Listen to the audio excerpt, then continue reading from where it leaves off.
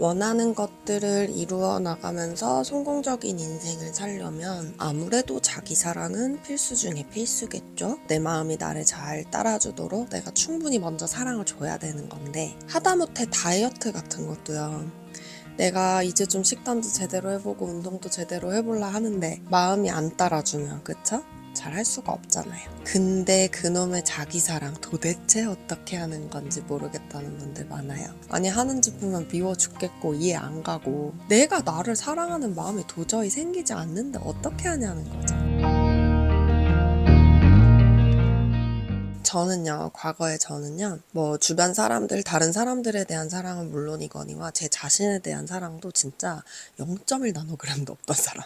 지금은 어떠냐면, 아주 안 미운 건 아니지만 가끔씩 미운 마음이 들기도 하지만, 저는 제 자신이 너무 사랑스럽고 그냥 존재 자체만으로도 너무 고마워요. 근데 아니, 어떻게 그렇게 자기 사랑이 전혀 없었던 사람이 그만큼 사랑할 수 있게 되었을까? 여러분도 그걸 원하시는 거잖아요. 우리는 세상을 항상 거꾸로 살아가요. 뭐냐면, 사랑하는 마음이 있어서 내가 나를 사랑해주고 자기한테 잘해주고 이러는 게 아니라, 내가 나한테 잘 해주기 시작하잖아요?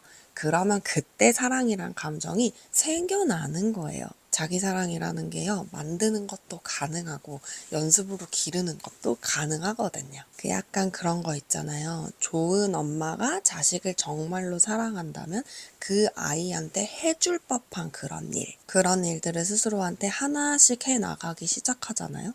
그러면 그 과정에서 조금씩 없었던 사랑이라는 감정이 생겨나는 거예요. 그럼 저는 어떻게 했는지 연습법을 총 3가지 알려드릴게요. 첫 번째, 일찍 재워주는 거예요. 의외죠? 아이를 사랑하는 엄마는 그 엄마한테 육아법 같은 걸 특별히 가르쳐주지 않아도 아이를 일찍 재우려고 해요. 본능적으로 그게 건강하고 아이한테 유익하다라는 거를 아는 거예요. 제 경우에는 실제로 아이가 있잖아요. 8시에서 9시 사이에 아기를 재워요. 원래는 이제 저는 일을 하면서 아이를 키우니까 아이를 그 시간에 재워놓고 한 11시, 너무 늦을 때는 한 12시, 1시까지 일을 하다가 잘 때가 있었어요. 근데 그렇게 생활을 했더니 제 몸이 건강이 안 좋아지는 거를 몸으로 느끼는 거예요. 그리고 몸이 안 좋아지니까 뇌기능 당연히 떨어지겠죠?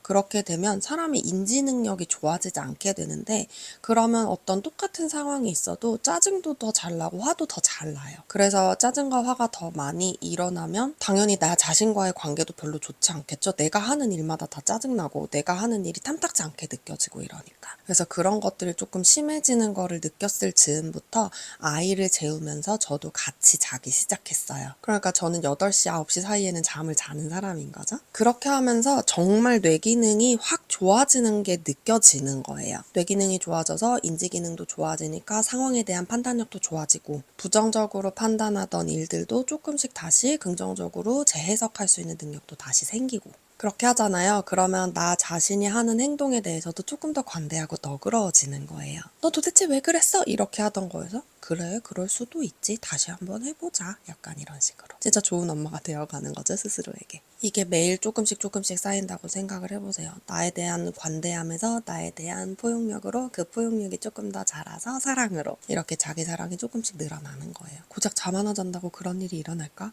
네, 그런 일이 일어나요. 두 번째는 수용 일기 쓰기예요. 저는 코칭 때도 그렇고 교육 때도 그렇고 자기 수용에 대한 이야기를 정말 핵심적으로 많이 가르쳐 드려요. 좋은 엄마는 자기 얘기만 하지 않고 아이의 얘기를 정말 많이 들어주잖아요. 제가 생각하는 수용이라는 건 딱 2단계인데, 물어보고 들어주는 거예요. 많은 엄마들이 자녀에게 물어보기조차 잘 하지 않거든요. 물어본다라는 거는 아이의 마음을 궁금해한다는 거예요. 아이는 자기 마음이 뭔지 엄마가 궁금해해 준 것 하나만으로도 튼튼하고 안정된 기반이 나에게 있다라는 걸 느끼거든요. 근데 그렇게 물어보고 심지어 성실히 들어주기까지 해요. 그러면 아이는 우리 엄마가 나를 사랑하고 지지해주고 내 의견을 중요하게 생각해 주는구나 하면서 엄청난 편안한 사랑과 안정감을 느낀단 말이에요. 그런데 우리 어른들이 보통 잘못 생각하는 것들은 뭐냐면 일단 물어보지도 않거니와 물어보고 나서도 아이의 얘기를 온전히 들어주기보다는 아이의 얘기에서 뭔가 판단할 거리를 찾아서 훈계하고 가르치고 반박하고 설득하고, 그럼 아이는 온전히 수용받는다는 느낌을 느끼기가 어렵겠죠. 근데 이 마음의 작용이 우리 내부에서도 일어나고 있다는 거죠. 여러분은 여러분 자신의 생각을 별로 궁금해하지도 않고 물어보지도 않고, 설령 물어본다고 해도 굉장히 공격적으로 그건 아니지, 너 왜 그딴 식으로 생각해? 이런 식으로 간단 말이죠. 이렇게 내 마음이 수용을 받지 못하기 때문에 내 마음과 나하고 갈등이 자꾸 일어나는 거예요. 이렇게 갈등이 일어나잖아요. 그럼 내 마음은 자꾸 더 삐뚤어진 행동을 해요. 자꾸 밤에 야식을 먹는다든지, 자꾸 술을 먹고 담배를 핀다든지, 안 그래도 돈이 없는데 자꾸 쇼핑을 한다든지, 자꾸 주변 사람들의 관계에서 문제를 일으키고 다닌다든지. 그거 뭐냐면요, 전부 다 마음이 제발 내 말 좀 들어줘, 네 하고 싶은 대로만 하지 말고 라고 하는 거거든요. 애기들이랑 똑같아요. 애기들도 엄마가 자기 얘기 들어주지 않으면 사고를 치거나 몸이 아파지거나 해서라도 어떻게든 엄마의 관심을 끌려고 하잖아요. 그래서 이 수용일기는 아주 중요해요. 여러분 스스로에게 무슨 생각을 하고 있는지, 어떤 마음인지를 물어봐 주세요. 그렇게 물어보고 나면 들어주세요. 마음이 뭐라고 얘기를 막 하거든요.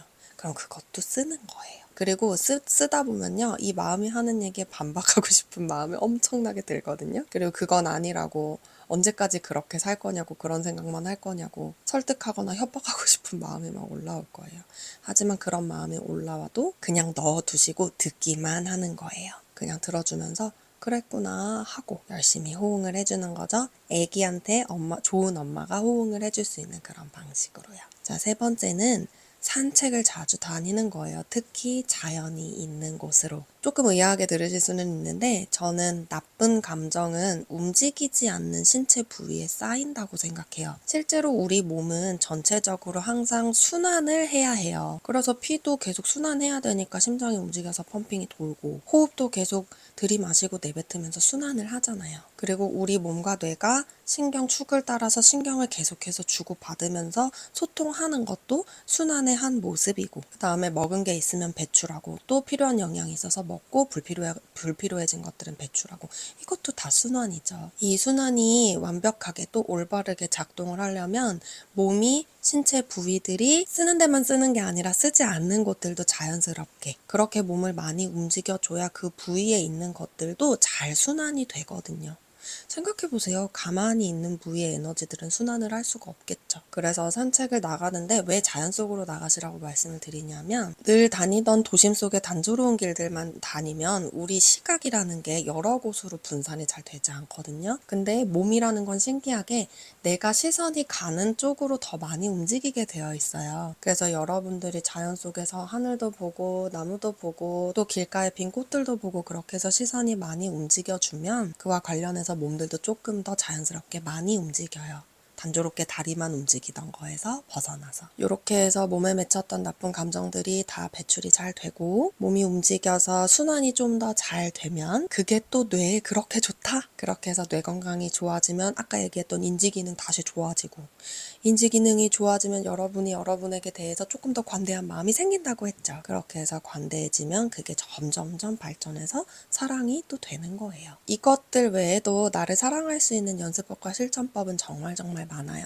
그런데 제가 오늘 알려드릴 수 있는 것들은 혼자서도 충분히 해보실 수 있는 것들이고, 그 이외의 방법들은 혼자서 하기는 좀 어려운 면이 있기 때문에 제가 코칭으로 알려드려요. 그래서 오늘 제가 알려드린 부분들을 충실히 그래도 한 2달, 3달 정도는 실천해보시고, 그래도 정말 모르겠다, 어렵다 하시는 분들은 코칭 신청하는 것도 좋은 방법일 거예요. 오늘은 이렇게 자기 사랑을 실천해볼 수 있는 방법, 자기 사랑을 만들어내는 방법들을 알려드렸고요. 뭐 성공적인 인생을 위해서 필요한 것들 되게 많이 있죠. 감정 컨트롤하는 법, 내 몸 건강 관리하는 법, 돈 관리하는 법, 이런 여러 가지 부분들 궁금하신 거 있으면 댓글로 달아주시거나 더보기란에 있는 메일로 이메일 보내주시면 제가 내용들 참고해서 영상들 만들어 드릴게요. 그럼 오늘은 여기서 이야기 마무리합니다. 다음 시간에 인사드릴게요.